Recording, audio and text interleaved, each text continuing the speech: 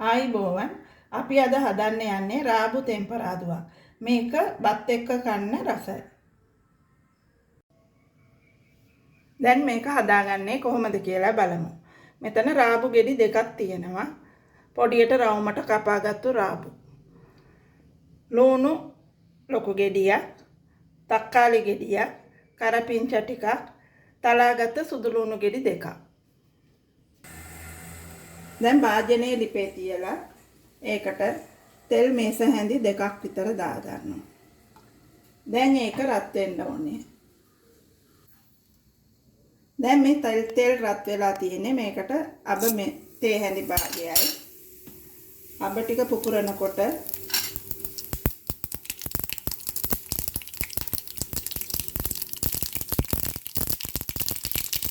සුදුසු තේ හැඳි භාගයයි.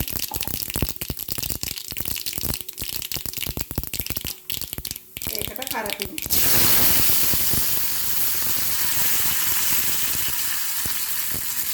දැන් ඒකට ලුණු කපාගත්ත ලුණු දාලා ටිකක් බැදෙන්න මේකට ලුණු ස්වල්පයක් දාන්න.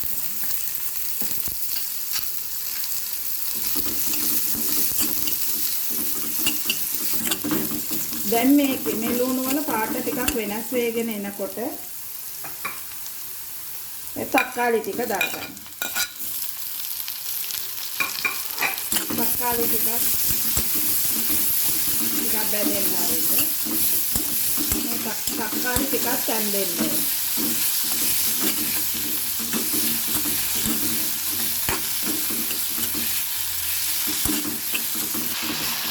දැන් මේ තක්කාලි මේ විදිහට තැම්බීගෙන එනකොට මේ රාබු ටික මේකට දාන්න.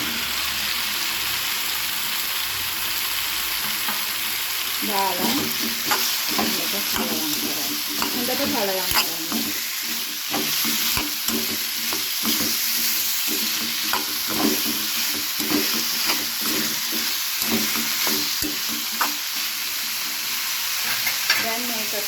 දැන් මේකට වතුර පොඩ්ඩක් ඉහා ගන්න.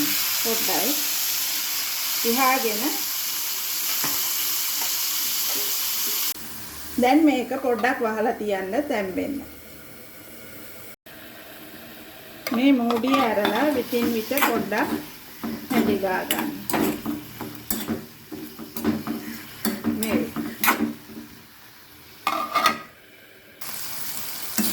දැන් මේ රාබු තැම්බිලා තියෙන්නේ. දැන් මේකට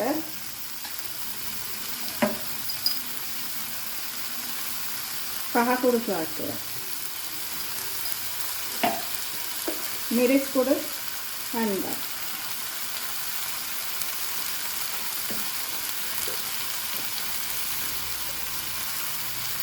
තුන පහ කුඩු හැඳි භාගයක්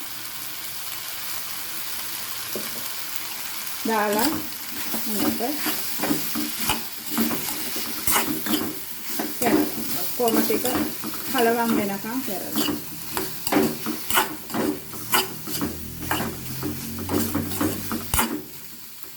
මේකට තලාගත්ත සුදු ලුණු දාන්න. සමහර අයට මේ රාබු සුවඳ කැමති නැහැ. මේ සුදු ලුණු දැම්මහම රසට තියෙනවා. මේ විදිහට විනාඩි 5ක් විතර ඔක්කොම මිශ්‍ර වෙනකම් කලවම් කරගන්න.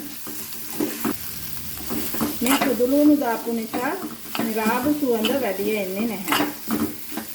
මේකට ලුණු බලලා අවශ්‍ය ප්‍රමාණය බලලා තව ටිකක් ලුණු පොඩ්ඩක් වෙන දාගන්න.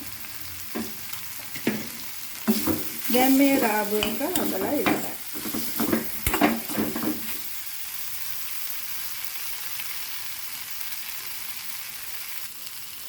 දැන් මේකට අන්තිමට කරපිංච කපාගත්ත කරපිංච ටිකක් දාගන්න. දාලා තව සැරයක් මේක බලන්න.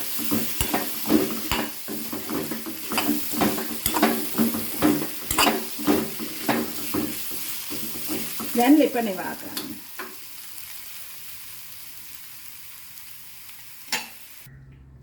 දැන් මේ රාබු තෙම්පරාදුව හදලා ඉවරයි. ඔයගොල්ලොත් මේ විදියට හදලා බලන්න.